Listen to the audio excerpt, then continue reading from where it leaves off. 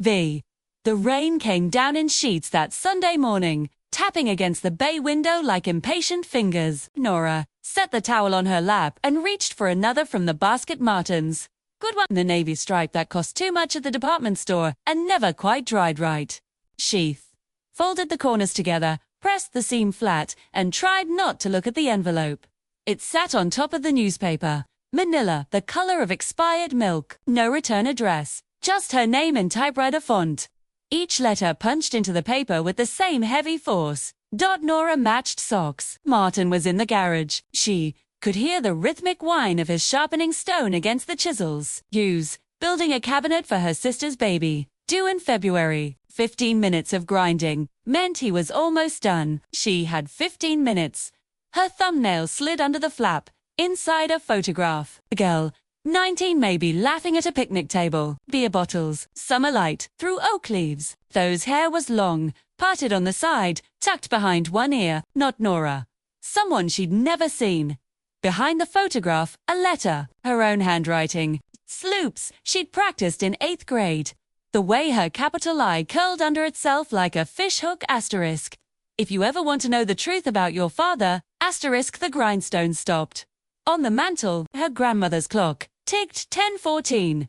It had ticked 10:14 for 6 years now. Ever since the spring of 1997, when the winding key slipped out of Nora's hand and disappeared behind the radiator. Nobody had bothered to fish it out. Nobody had bothered to fix it. Some things just stopped, and then you got used to them being stopped, and then one day you couldn't remember what it felt like when they worked. Almost ready for that coffee. Martin's voice drifted in from the garage. I've got the dovetails aligned. Almost. A voice sounded like someone else's.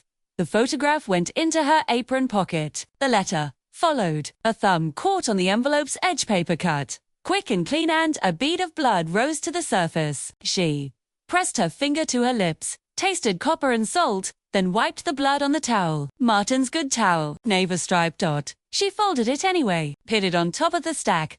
The kitchen smelled like coffee. Martin had started the pot before heading to the garage. That with their system, you made the coffee. She folded the laundry, and on Sundays, nobody talked about work. He came through the back door, wiping his hands on a rag, his reading glasses pushed up into his grey short hair. 2 years old, and already greying at the temples. She'd noticed it the first time at his mother's funeral. 3 years into their marriage, and something about it had made her love him more. Cream's in the fridge, he said. I know. He sat at the table. V unfolded the sports section, and didn't notice the blood on his cuff. Not yet. He'd noticed tonight when he hung up the shirt. Maybe, or Tuesday, when the stain had set and Nora would pretend she'd spilled cranberry juice, and wasn't that just like her? Always in a hurry. She poured his coffee. Her coffee. 2 mugs. Both chipped. The good mugs were for company, but company never came on Sunday mornings. Anything good in the paper? She asked. Same as always. He turned a page. Vikings lost twins. Are praying for spring training. She picked up the newspaper. She'd forgotten they cancelled delivery months ago. Forgotten why it was even on the table, and carried it to the recycling bin. The envelopes. Shape pressed against her thigh through the apron pocket. Tore. If you ever want to know the truth, her father died when she was 12. Heart attack, they said, walking to the bus stop, just crumpled on the sidewalk, with his briefcase still in his hand. Funeral was March of 1983. She remembered the lilies. She remembered her mother's black dress, the one with the velvet collar. She remembered not crying until the car ride home, and then crying so hard her nose bled. What truth could there possibly be? 20 years later, about a dead man. Martin's coffee cup clinked against its saucer. You okay? Seem quiet. I'm always quiet. You know what I mean. She didn't answer. She was watching the clock. 10:14. Always 10:14, and thinking about the spring of 1997. Her junior year of college. The dorm room. On the 3rd floor with the window that stuck and the radiator that hissed all night. Her roommate Jenna, who played Tori Amos too loud and ate ramen straight from the packet. The summer she swore she'd never speak of Timothy Croft again. Mail came early. Today, she said, census form. Martin nodded, absorbed in the box scores. Didn't ask why the census was sending mail in November. T. Didn't ask why she'd put it in her apron instead of on the desk. 2. Trusted her. Jet. That was the thing about Martin. Hay trusted everyone, especially her, and she had spent 6 years trying to be worthy of it. The clock ticked. The rain softened to a drizzle. Somewhere down the street, a car door slammed. Nora took her coffee to the window. The bay faced the front yard, the maple tree they'd planted when they bought the house.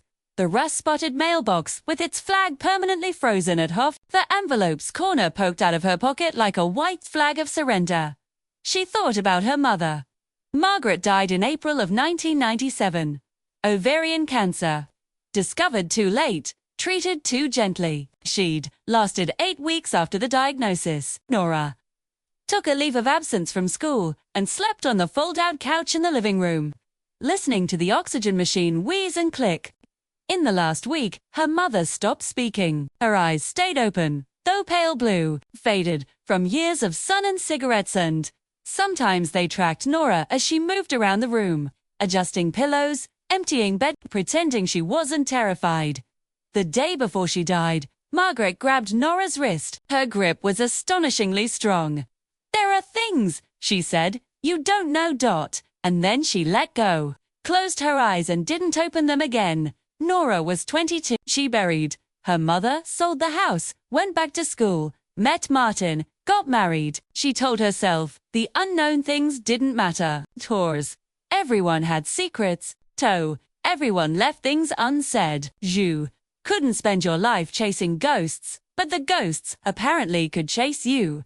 She reached into her apron pocket and pulled out the letter, her own handwriting. 6 months after her mother's death, she'd been back at school by then, living in the same dorm room with the stuck window and the hissing radiator. Jenna had moved out. Some girl named Caroline had moved in. Nora didn't remember writing this letter. She'd remember mailing it, but here it was, returned to her like a message in a bottle. 26 years later. If you ever want to know the truth about your father. The rest of the sentence was gone. Thing had bled where something wet had touched the paper, a water ring from a coffee cup. Maybe, or a teardrop that fell before the ink was dry. All that remained were fragments. Asterisk, I never told you. Protecting you. You deserve. Asterisk, and then, at the bottom, in her mother's handwriting, the cramped cursive of a woman who'd learned penmanship in 1952. Asterisk, Timothy Croft. Ask him. Asterisk, who's Timothy Croft? Nora's hand jerked. Coffee sloshed over her knuckles, hot and bitter. Martin stood beside her, reading glasses now folded into his shirt pocket, his face open and unguarded and so terribly trusting. "Nobody," she said. "Someone from college. That was a long time ago, yes?" She wiped her hand on her apron, over her heart. It was. He studied her for a moment, not suspicious, just curious. The way he studied blueprints and grain patterns and recipes he wanted to perfect. Then, he nodded, kissed her temple, and carried his empty cup to the sink. "I'm going to finish the cabinet joints. Do you want the radio on?" "No. I like the rain." He left. Third. The garage door opened, closed, muffled his footsteps. The grindstone wind back to life. Nora looked down at the photograph still in her apron pocket. The girl at the picnic table, laughing at someone outside the frame. Summer of 1995. Probably. Her own hair had been long then too. Her own smile had been easy. Timothy Croft had taken her to that picnic table. They'd split a 6-pack of Rolling Rock and watched the fireflies rise from the grass. And he'd told her she was the most beautiful thing he'd ever seen. She'd believed him. She'd believed everything. Until June of 1997. When her mother called and said, "I saw him with my own eyes." Nora never asked for details. She never gave Timothy a chance to explain. She drove to his apartment, threw his class ring into the creek behind the parking lot, and told him she never wanted to see him again. 20-6 years. She unfolded the letter again, traced her mother's faint words with her fingertip. Timothy Croft. Ask him. The rain had stopped. Sunlight, thin and white, pushed through the clouds and caught the dust motes floating above the radiator. The clock still said 10:14. Martin's coffee cup sat in the drying rack. Upside down. Nora pulled the photograph from her pocket and looked at the laughing girl, the beer bottles, the summer light. Then, she turned it over. On the back, in her mother's handwriting, St. Paul. July 1995. She doesn't know yet. She doesn't know what. The envelope was empty. The letter had no more secrets to give her, but the photograph pressed against her palm like a heartbeat. And somewhere in Minneapolis or St. Paul, or maybe nowhere at all, Timothy Croft was living a life she'd thrown away for her mother's sake. She had spent 6 years with a man who trusted her. She had spent 26 years believing her mother. One of those beliefs was about to crack. The grindstone wind, the clock ticked. Nora folded the letter, slipped it back into the envelope, and tucked the envelope between the pages of the cookbook on the counter. Vetter Homes and Gardens, 1987 edition. Page 142. Perfect pot roast. She picked up her coffee, cold now. She drank it anyway. And somewhere in the back of her mind, beneath the quiet rhythms of a Sunday morning in November, a hairline fracture spread through the solid ground she'd walked on for 26 years. If you ever want to know the truth, the truth, it turned out, had been waiting for her all along. It was just waiting for her to be ready to open the door. The cut stung under dish soap. Nora stood at the kitchen sink, scrubbing the same coffee mug for the 3rd time. The water ran hotter than necessary, and she let the burn creep into her knuckles until her thumb throbbed in rhythm with the clock on the mantel. Still, wrong, still, 10:14, still ticking like a heartbeat that refused to stop. The photograph was in her apron pocket, so was the letter. She could feel their corners pressing into her thigh every time she moved. Small and sharp and insistent, Martin was at the table. He brought the sports section in from the garage and was reading it with his 2nd cup of coffee. His reading glasses balanced low on his nose. The navy stripe cuff of his good shirt rested against the newsprint. She could see it from here, the small brown stain near the seam, already setting. He hadn't noticed. Of course he hadn't. You want eggs? Her voice came out steady. She was good at steady. There's that cheddar from the cup. I thought we were saving that for the risotto. We were, but it's Sunday. He looked up, smiled. Sunday eggs. Then, you're a good wife. She turned back to the sink. The mug went into the drying rack. She dried, her hands on the dish towel red stripes. Not Navi, and opened the refrigerator. The cheddar sat on the middle shelf, wrapped in wax paper, exactly where it always sat. Everything in its place. Best day, everything as it should be. Except the envelope in her pocket. Burning a hole through the fabric, she cracked the eggs into the bowl. 4 of them. Brown shells, the ones from the farmer's market. The yolk of the 3rd one broke when it hit the side of the bowl, spilling yellow into white, and she stood there staring at it for longer than necessary. Just an egg. Jets, a broken yolk. Nothing to cry about. But her vision blurred anyway, and she blinked hard and fast until it cleared. Nora. She picked up the whisked bolo. Almost ready. The clock ticked. Martin turned a page. She whisked the eggs into froth and tried not to think about her mother's handwriting on the back of a photograph she wasn't supposed to have. They ate at the table, across from each other, the newspaper folded neatly between the salt and pepper. Martin talked about the cabinet. The dovetails were perfect. He'd measured twice like always. He thought the walnut stain would bring out the grain. Stamora. Nora nodded, ate her eggs, tasted nothing. You're quiet today, he said.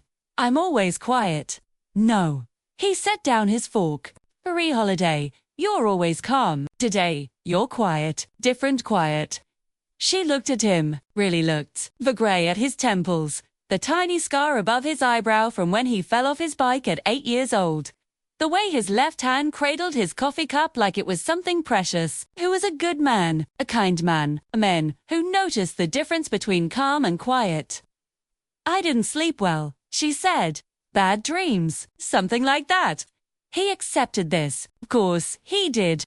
He picked up his fork and finished his eggs, and told her about the new hardware store that opened on Grand Avenue. She listened, nodded, cleared the plates, a photograph pressed against her thigh. At 11:30, Martin went back to the garage. The radio came Ann and PR. The weekly car repair show he pretended to hate but never misstand the whine of the sharpening stone resumed its rhythm. She had the house to herself.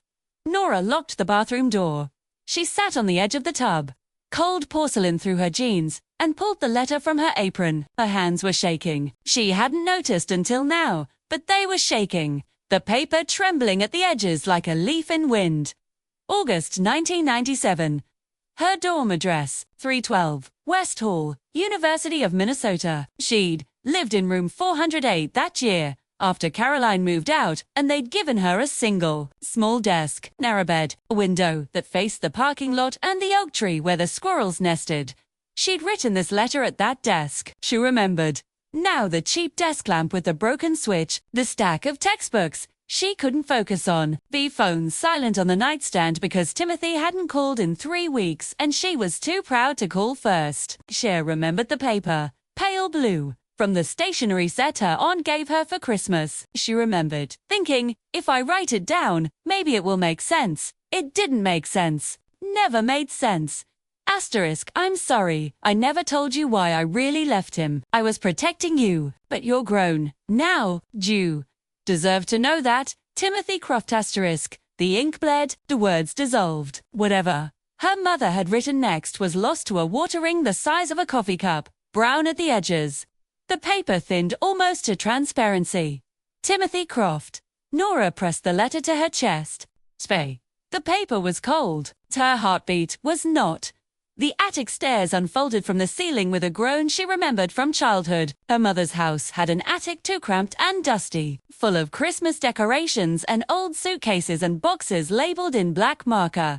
Asterisk Nora's baby clothes, Nora's school papers, Nora's report cards.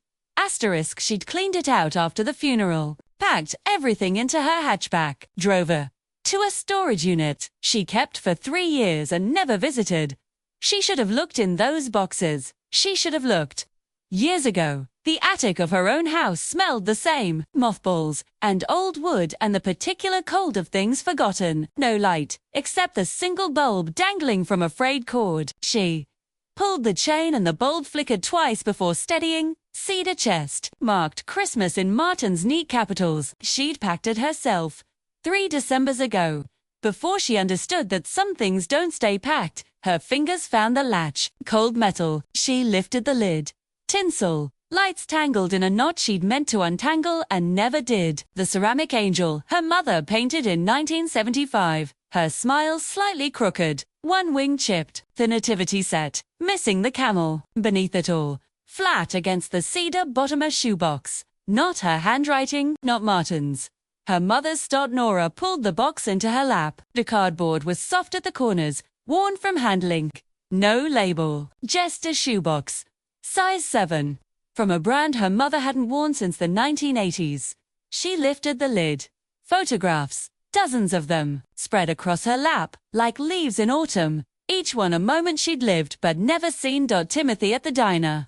1995. Timothy at the bookstore, 1996. Timothy walking across campus, 1997. And in every frame. Always slightly blurred, always at the edge her mother, Stowe, watching from a table 2 rows back, Veeting at a bus stop across the street, standing at a window 3 floors above. 11 photographs, 11 moments Nora had shared with Timothy, unaware that her mother was there. Asterisk, why?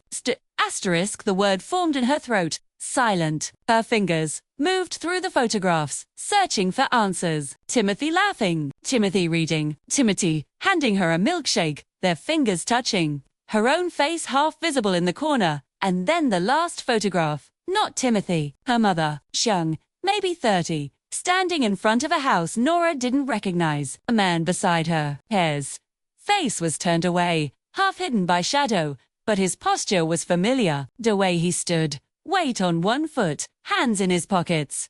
She knew that stance. She'd seen it every day for the first 12 years of her life. Dad! The word came out as a whisper. Dust motes swirled in the light. Somewhere below. Martin laughed at something on the radio. Nora turned the photograph over. Her mother's handwriting. Cramped and careful. Asterisk, July 1972. He said he'd change. He didn't. Asterisk. The attic creaked, the bulb flickered, and for the first time in 26 years, Nora understood that the story she'd told herself about her father, the kind man with the briefcase, the heart attack on the sidewalk, the funeral lilies, and the black velvet collar, was not the whole truth. It wasn't even close. She heard Martin's footsteps on the stairs before she heard his voice. Nora, you up here. She shoved the photographs into the shoebox. The lid didn't fit. Her hands were shaking too badly. One photograph slipped free, fluttered to the floor, landed face up at the top of the attic stairs. Her mother. The unknown man. July 1972. Martin's head appeared through the opening. Two's eyes went from her face to the photograph, to the box in her lap, back to her face. What's all this? She could lie. She was good at lying. Not cruel lies, not harmful lies, but the small ones that kept the peace, kept the boat steady, kept a good man from worrying about things he couldn't fix. She could say it was old Christmas decorations. She could say she was looking for the good silver. She could say anything. I don't know yet, she said, but I'm going to find out. Martin looked at her for a long time. The radio drifted up from the garage, tinny and distant. A clock on the mantel. Still wrong, still 10:14. Marked seconds that didn't exist. Then he nodded, slow and careful. Okay. Come down when you're ready. I'll make lunch.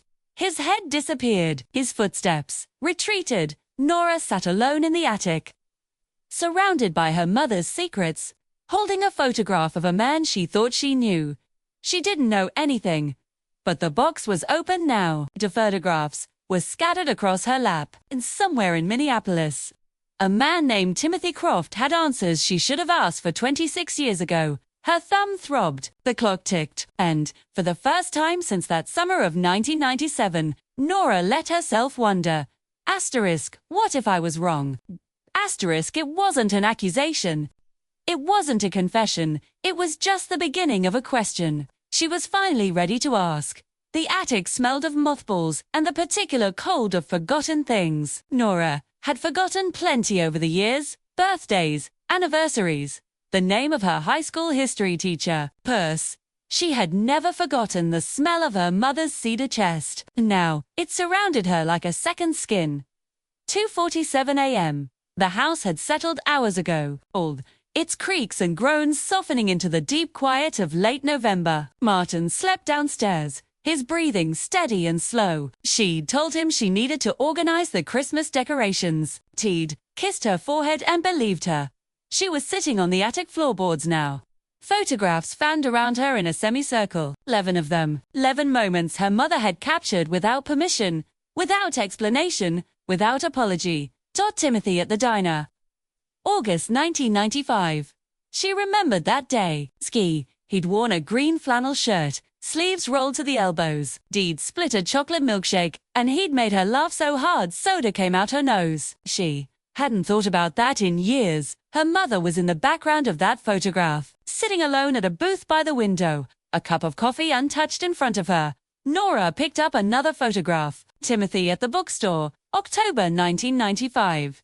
He was reaching for a book on the top shelf, his profile sharp against the fluorescent lights. Her mother stood at the magazine rack, partially hidden behind a display of greeting cards. Another, Timothy at the bus stop, January 1996.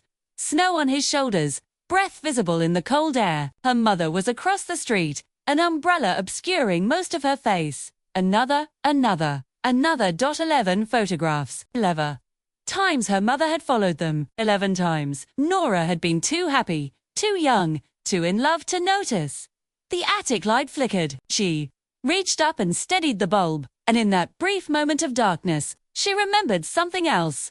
June 1997. The phone call. Her mother's voice, strained and thin. Tires. Saw him with my own eyes. Nora, I saw him with another girl. She hadn't asked for details. She hadn't asked for proof. She'd driven straight to Timothy's apartment, her hands gripping the steering wheel so hard her knuckles turned white.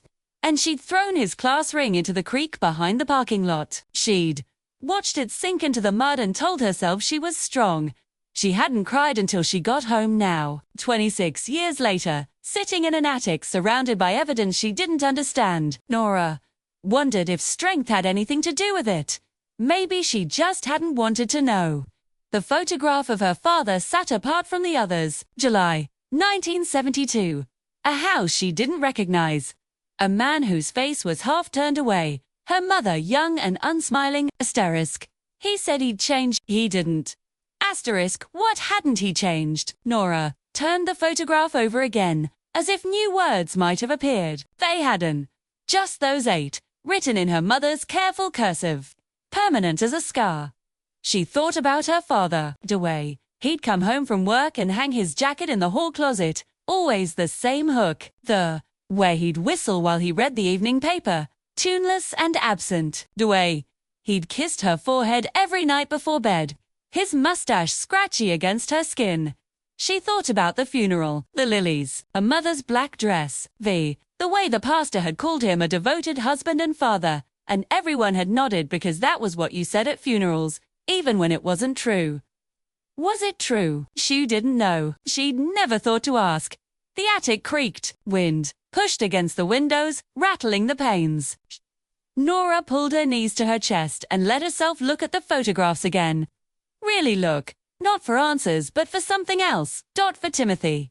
In every photograph, he was smiling, not the careful smiles people learn as they get older, the ones that don't reach their eyes. Roll smiles, easy smiles. The smile of a 20-year-old boy who didn't know he was being watched, didn't know his girlfriend's mother was documenting his every move, didn't know that in 18 months his life would collapse without warning or explanation. She remembered the last time she saw him, June 1997. That apartment on Raymond Avenue. He'd opened the door and his face had lit up, like she was the answer to a question he'd been waiting to ask. And then she'd opened her mouth and the light went out. Asterisk, my mother saw you, was someone else. Tor, I never want to see you again. Asterisk, he'd tried to explain. She hadn't let him. He'd followed her to the parking lot, calling her name. She'd thrown his ring into the creek and driven away without looking back. She'd never looked back. Until now. Nora caught her reflection in the attic window. The glass was old, wavy at the edges, and the face that stared back at her was fragmented by sleet and shadow. Her mother's cheekbones, her mother's chin, her mother's eyes, pale blue and unblinking. Who had she become that summer? Not the girl who threw the ring. That girl was angry, righteous, certain of her mother's truth. That girl didn't ask questions. That girl burned bridges and walked away, and never once wondered if the flames had been set by the wrong hand. She was 38 years old. She'd been married for 6 years to a good man who trusted her completely. Shared a house with a bay window and a stopped clock, and a life that ran on smooth, predictable rails. And she had spent 26 years believing a story that was starting to look like a lie. What else had she believed? She thought about Martin Throws, the way he looked at her sometimes, curious and gentle, like she was a book he was still learning to read. The way he accepted her quietness, her calm, the careful distance she kept between herself and the jagged edges of her past. He never pushed. He never asked. He just loved her, steadily and without question. She'd chosen him because he was safe. Because he didn't make her feel too much, because his life was orderly and his emotions were even and his sharpest tool was a chisel. She'd chosen him because he was the opposite of everything she'd felt in 1997. But was that love, or was it fear? The attic window reflected her face back at her, and for the first time in years, Nora didn't recognize herself. The impossible choice arrived at 3:15 a.m. It carried on the sound of the furnace kicking on. She could burn everything. The shoebox was right here. The cedar chest was full of kindling. If one match, and the photographs would curl to ash. The letter would dissolve into smoke. Her mother's secrets would follow her into the grave where they belonged. She could close the attic door, go downstairs, crawl into bed beside Martin. She could pretend she'd never found any of it. She could stay safe, or she could find Timothy Croft.